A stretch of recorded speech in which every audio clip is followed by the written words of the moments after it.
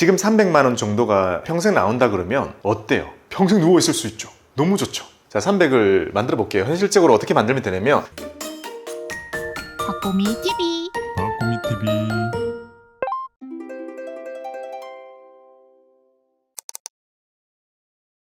자, 다음 질문 뭔가요? 박보라님. 박보라님, 보라님 안녕하세요. 구미님, 퇴직 IRP가 없는 자영업자는 저거 대신 노란 우산 해도 되겠죠? 네. 그게 뭐예요, 근데? 자, 우리는 이렇게 3개 챙겨야 된다 했잖아요. 자, 이거 뭐죠? 국민연금. 이거 뭐죠? 퇴직. 퇴직연금. 이거 뭐죠? 개인연금. 조금 더 디테일하게 가볼게요. 요거 2개 붙어 있는 거 공무원연금. 그리고 요거 대신해주는 거 푸른 씨앗. 요거는 뭐죠? 연금저축, IRP. 요거랑 상관없이 따로 준비할 수 있는 거 뭐죠? 연금, 보험. 여기 하나 더 있죠? 주택연금. 자, 이게 우리가 쓸 수 있는 수단들이에요. 자, 근데 근로자들은 강제죠? 국민연금. 내가 보기도 전에 떼가지고 원천 징수됩니다. 자, 퇴직금 어때요? 근로자 계좌에 들어가지도 않아요. 이거는 제가 심지어 푸른 씨앗 계좌로 이체합니다. 자, 개인연금 스스로 해야 되죠. 자, 요렇게 근로자들은 준비하게 돼요. 요건 나중에 얘기고. 자, 그러면 근로자들은 거의 반강제로 이만큼이 되잖아요. 많이 돼요. 자, 근데 자영업자 봅시다. 국민연금 어때요? 자율. 자영업자? 국민연금 되죠. 돈을 버는 사람은 모두 국민연금을 냅니다. 소득이 작으면 작은 대로, 많으면 많은 대로 내요. 너무 작으면 안 낼 수도 있겠죠. 국민연금은 내는데 문제는 끝이라는 거죠. 퇴직연금 있어요? 없어요. 개인연금 여의치 않을 수도 있죠. 아, 그러면 퇴직연금을 스스로 만들 수 있게 한 게 노란 우산이에요? 네. 우리가 중소기업에 다녀가지고 퇴직연금이 빈약해지는 걸 막는 게 푸른 씨앗이잖아요. 근데 자영업자들은, 특히 1인 사업자들은 푸른 씨앗 가입이 안 된단 말이에요. 그럼 그 사람들은 어쨌든 돈을 조금이라도 벌 때 퇴직연금을 준비해야 되는데 저게 결국에 퇴직금의 개념이잖아요. 퇴직금의 개념 앤드 만약에 내가 사업을 접을 때도 돈이 들어가잖아요. 그런 돈들을 준비하기 위해서 소상공인에 맞게 준비가 되는 게 노란우산공제입니다. 사장님을 위한 거, 근로자를 위한 거. 노란우산 공제는 직원이 몇 명 있는 그런 사장님들도 본인 준비할 수 있어요. 왜냐하면 직원은 이렇게 퇴직금 다 되잖아요. 근데 사장님은 내주는 게 중요하지 자기 거 못 챙기거든요. 그럼 사장님은 푸른 씨앗 못해요? 사장님 혼자 있는 회사는 푸른 씨앗 가입 못해요. 그럼 그분은 노란 우산 해야 돼요? 네. 봐봐요. 이게 소상공인을 위한 거라고 했잖아요. 거기에 맞게 되게 특화가 돼 있어가지고 일단 노란우산 공제 가입하고 거기다가 돈을 넣어요. 넣는 게 언젠가 내가 쓸 퇴직금의 요량으로 넣는 거예요. 그리고 방금 말씀드렸던 것처럼 자영업자라 했잖아요. 만약에 폐업이 있고 사업이 어려워졌을 때 이 노란우산 공제 부은 돈은 압류 같은 것도 안 돼요. 아, 무조건 지켜주려고? 네, 지켜주는 거죠. 그러니까 자영업하는 분들 힘든 일 생길 수 있잖아요. 그게 생겼을 때도 나의 미래를 좀 지켜주는 컨셉으로 만들어져 있는 거기 때문에 압류도 안 되고 내가 얼마 넣겠다 이렇게 돈 정해놓고 넣거든요. 넣으면 거기 이자까지 붙어가지고 나중에 내가 찾을 때 이만큼 많이 줍니다. 금리 높아요. 좋아요. 근데 노란 우산의 관리 주체는 누구예요? 자, 노란우산 공제는 중소벤처기업부에서 하는 거예요. 아, 정부 사업이구나. 네, 이거 완전 정부 거예요. 자, 푸른 씨앗은 근로복지공단 통해서 고용노동부 통해서 다 하는 거잖아. 정말 많은 주체들이 우리를 위해, 근로자들을 위해, 사장님을 위해 열심히 노력해주고 있단 말이에요. 그러니까 이 제도를 우리는 잘 이용해서 누리는 게 중요합니다. 자율성이 좀 어느 정도 있다 보니까 가입을 자율적으로 해야 되고 하고 나면 어쨌든 우리가 억지로라도 좀 넣게 되잖아요. 그게 나중에 또 우리를 챙겨줄 겁니다. 그럼 저희는 푸른 씨앗은 없나요? 네. 저는 푸른 씨앗을 매달 자동 이체하고 있거든요. 여러분들의 몫에 언젠가 나갈 퇴직금을 12분의 1을 제가 매월 첫 영업일에 이체를 하고 있어요. 1년 채우고 나가면 그만큼 이렇게 주게 돼요. 그게 푸른 씨앗이고 노란우산 공제도 사장님이 할 수 있다고 했잖아요. 근데 푸른 씨앗도 몇 명이 있는 회사가 할 수 있다고 했죠. 그래서 지금 제가 이렇게 봤을 때는 그래도 수익률적인 측면에서는 푸른 씨앗이 유리한 면이 있잖아요. 투자를 굴려주는 거기 때문에. 그래서 2인 이상일 경우에는 푸른 씨앗이 일단은 1순위로 가져가는 게 좋을 것 같고 아직 그래도 혼자 일하시는 푸른 씨앗을 가입할 수 없는 자영업 하시는 분들은 노란우산을 적극적으로 활용하시는 게 좋아 보입니다. 푸른 씨앗 가입하잖아요. 지원금 나오거든요. 둘에게 지원금이 나오고 있어요. 지원금은 우리가 전에 얘기했던 것처럼 분담금의 10%만큼이 계좌에 추가 적립이 되고 있거든요. 그리고 거기에 딱 대칭되는 만큼 저희 회사 계좌로 들어옵니다. 그러니 제가 직접 가입해가지고 내 노후를 준비하는 개념이 아니라 여러분들 퇴직금을 쌓으면서 회사도 지원금을 받아요. 그래서 너무 좋은 거죠. 자, 노란우산 공제는 소득 공제를 해준단 말이에요. 그래서 만약에 사장님이 여러 가지로 공제를 좀 많이 받고 싶다. 사장님의 공제를 많이 받고자 한다는 것은 급여가 좀 높아서 공제를 해야 될 게 많을 경우에 그렇게 해야겠죠. 그럴 때는 노란우산 공제를 하면 일단 소득 공제 엄청 많이 해주고요. 그 다음에 여기 있는 거 꽉 채우면 세액 공제도 해주죠. 그걸 다 챙기면 이제 할 수 있는 게 많아집니다. 노란 우산도 납입 한도가 있나요? 네. 이게 일정한 이자를 준단 말이에요. 우리가 청약처럼 정해져 있는 고시되어 있는 금리가 있단 말이에요. 그러니까 더 넘게 넣으면 이제 그만큼 이자는 얻을 수 있지만 소득공제는 안 되죠. 이거는 고민의 영역이 아니라 이거는 플러스 요인이에요. 다다 이견. 말수 좋아요. 그리고 봐요. 겹치는 혜택이 없다니까요. 다 촘촘하게 되어 있는 거기 때문에 다 챙겨가면 그만큼 다 혜택 많이 받아갈 수 있는 거고, 근데 다 챙기려면 돈을 많이 내야 되잖아요. 그러니까 여유되는 선에서 열심히 챙겨야죠. 아, 근데 만약에 국민연금 내고 있다 치고 퇴직연금이 없는 자영업자잖아요. 근데 개인연금의 한도가 다 차지 않는 이상 노란우산 공제를 할 필요성이 있어요? 일단 세액공제 한도 다 차고 나서는 소득공제로 바로 넘어가는 게 유리할 수는 있죠. 세액공제 한도는 사실 별로 얼마 안 크잖아요. 900이니까. 아, 900이니까 1800까지 굳이 거기서 할 필요는 없다. 그렇죠. 케바케이긴 한데 제가 자영업자의 시절이 있었잖아요. 개인 사업자를 제가 한 2, 3년 했단 말이에요. 세법 계산이 너무 달라요. 우리 일반적으로 생각하는 거랑 너무 달라요. 그래서 비용 처리가 되게 중요하고, 근데 공제가 있다면 아주 큰 도움이 돼요. 우리가 근로자일 때는 소득공제 항목이 명확히 정해져 있고 그 한도가 되게 디테일하게 까다롭기 때문에 좀 챙기기가 좀 어렵잖아요. 근데 개인 사업자에 있을 때는 이렇게 노란우산 공제하게 되면 그만큼 소득공제 그냥 바로 받게 되고, 소득공제가 되게 중요하고 필요하거든요. 세액공제도 당연히 해야 될 거고. 그래서 개인 사업자라면 여유되면 더 챙겨야 하는 게 좋죠. 그리고 해마다 임금처럼 예상 가능한 수치가 아니에요. 1월 1일이 딱 됐는데 올해 내가 얼만큼 벌지 몰라요. 그게 사업자예요. 개인 사업자 특히 더 심해. 즉 법인 차리고 나니까 급여 제가 정하니까 예측 가능하잖아요. 개인 사업자는 올해 내가 장사가 어떻게 될지 모르다 보니 일단 어떤 게 필요하냐면 한 12월쯤 갔어요. 올해 너무 많이 번 거예요. 비용 얼마 없어요. 세금 엄청 나오겠다 생각할 거 아니에요. 그때 이제 열심히 해야 되는 거죠. 해가지고 어떻게든 혜택 챙겨가야 되는 거죠. 그럴 때는 당연히 등장할 수밖에 없을 겁니다. 근데 이제 우리 근로자들은 모든 것들이 예측 가능한 범위 내에 있다 보니까 계획 짜기가 좀 더 편하죠. 자, 누구시죠? 레몬장님이요. 레몬장님? 레몬장님 뭐하고 궁금하신가요? 연금 계좌에서 5%씩 뽑아 쓴다는 개념이 어떤 건가요? 수익률을 뽑아 쓴다는 건가요? 맞습니다. 수익률을 뽑아 쓴다라고 생각하니까 우리가 약간 헷갈리는 거예요. 기존에는 얘기 많이 없었는데 어찌 보면 배당금만 뽑아 쓴다라는 말이 이해하기가 쉽겠죠. 우리가 그동안 배당을 받는다는 것은 주식을 가지고 있을 때 주로 느꼈던 것들이고, 그건 대부분 연말 배당이었어요. 보통 결산 배당이라고 하죠. 1년이 끝나야지 가지고 왔는데 그거를 1년 동안 쪼개 쓴다라는 개념은 어렵잖아요. 그래서 1차적으로는요, 연말 배당 떠올려 봅시다. 우리나라 그동안 해외 투자가 거의 없었을 때 연말 배당을 한다고 했을 때 이거 4월에 나거든요. 한 번 나오죠? 자, 이걸 쪼개가지고 12번 쓴다? 좀 이상하죠? 맞지 않았어요? 그래서 이게 줄을 이룰 때는 월지급식 펀드라는 게 있었어요. 일본에서 엄청 유행했던 게 있었어요. 펀드에 가입하면 월지급으로 떼주는 거예요. 어떻게 떼줘요, 근데? 그 안에서 인컴형 자산들을 담았던 거죠. 지금이랑 약간 비슷한데 월배당 ETF 같은 거예요? 그게 없었을 때는 월배당 펀드가 있었단 말이에요. 근데 그게 배당을 떼가지고 주는 개념이 아니라 자가 배당을 했어요. 그러니까 몸체를 떼서 줬다고요. 그러다가 잘 안 됐죠. 그래서 이때는 월배당이라는 개념이 사실상 살짝 실패합니다. 우리나라에서는 자리 잡지 못했어요. 자, 두 번째, 어떤 시대가 도래하냐면 해외 주식 투자 붐이 일면서 인프라가 쫙 깔리고 나서 배당 귀족, 요거 배당 수익률 좀 나오거든요. 배당 귀족이 보통 1, 4, 7, 10월에 주는 친구들이 있고, 왜냐? 미국은 분기 배당이란 말이에요. 자, 우리는 연말 배당이었어요. 이제 좀 바뀌고 있죠. 자, 미국은 대부분 분기 배당이에요. 근데 분기 시점이 다른 거예요. 또 하나는 자 2, 5, 8, 10일짜리가 하나 있었고, 또 하나는 3, 6, 9, 12 이렇게 세 종류의 배당 주기를 가진 서로 다른 주식들이 있었던 거예요. 그러면 얘 사고 얘 사고 얘 사면 어떻게 할 수 있어요? 매월 나오죠. 월 배당을 만들 수 있었던 거예요. 그래서 한때 유행했던 것은 미국의 주식들을 여기에 맞게 사가지고 월 배당을 내가 만들어내는 거였어요. 오, 아, 이거 들어본 것 같다. 이거 제가 가르쳐줬잖아요. 그때 월배당 제대로 없었잖아요. 그래서 제가 다 만들어줬잖아요. 지금 이런 얘기 아예 안 하는 이유가 뭐겠어요? 이제 이거 누가 해줘요? 운용사가. 운용사가 해주죠. 심지어 이제 월배당을 ETF로 해줍니다. 우리는 쉽게 사고 팔 수도 있고 특정 날을 가지고 있으면 매월 나옵니다. 자, 이걸 근데 어떤 기초 자산을 담고 월배당을 주는지에 따라서 배당 주식을 가지고 있는 것도 있고 리츠를 가지고 있는 것도 있고 심지어 커버드 콜을 만들어주는 것도 있죠. 사실상 여기서 하나 더 나가야 돼요. 이제 여기서 월배당을 더 많이 주기 위해서 그 다음 세대가 온 거라고 저는 표현하고 싶습니다. 뭐죠? 커버드콜. 커버드 콜이 어떤 역사로 이제 기억될 것인지 모르겠으나 지금은 아주 많이 개선돼 가지고 월배당이라는 역할에다가 부스트를 걸어주고 있는 상황, 이렇게 흘러온 겁니다. 와, 진짜 돈 관리하기 좋은 시대에 살고 있다. 그러니까 옛날에 이거 제가 이때만 해도 배당은 진짜 일부 자산가들이 했었죠.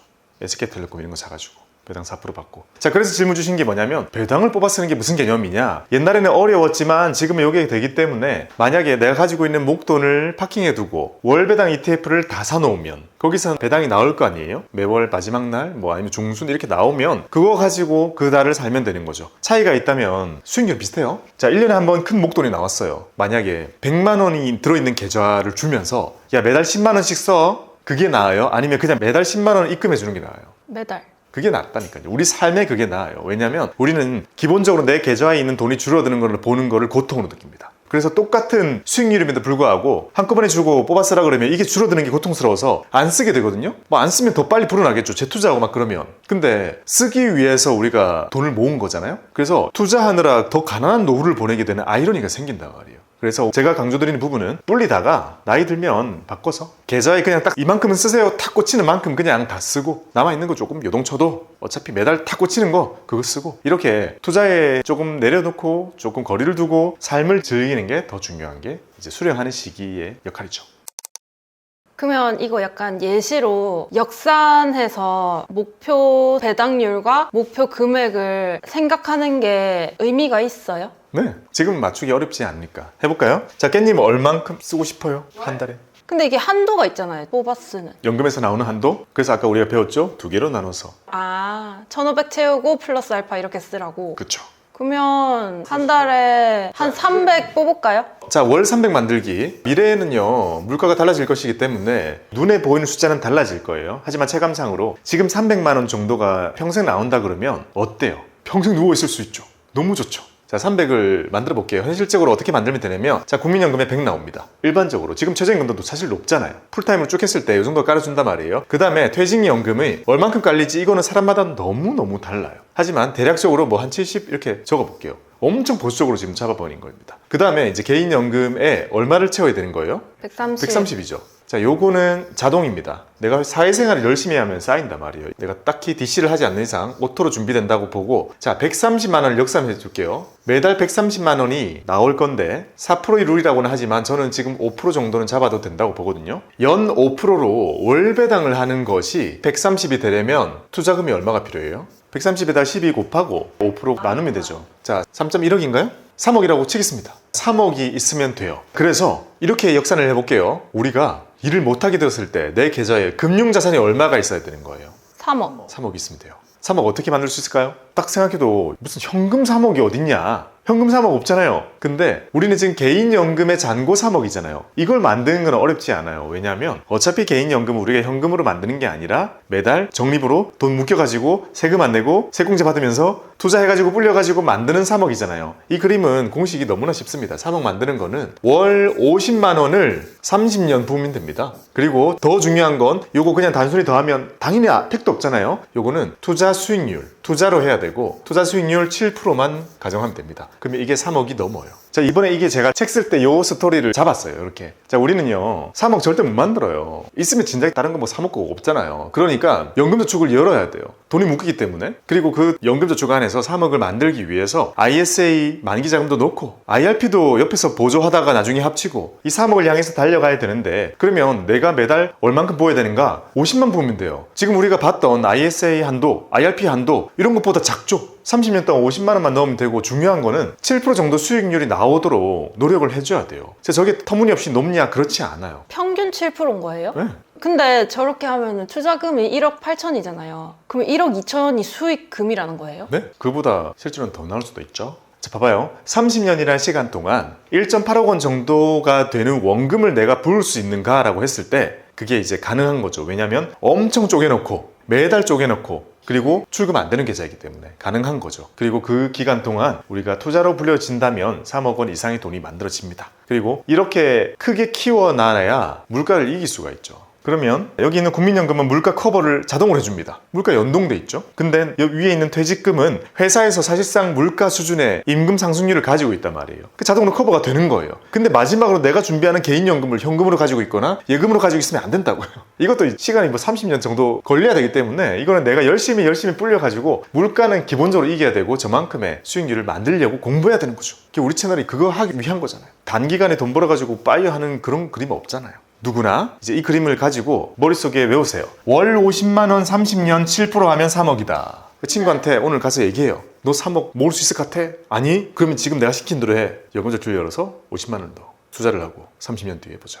근데 저희 기준으로 보면은 3억보다 훨씬 많이 모여야 되잖아요. 그러면 월 50이 연금 계좌의 한도일 텐데 더 부어야 되는 거 아니에요? 지금부터?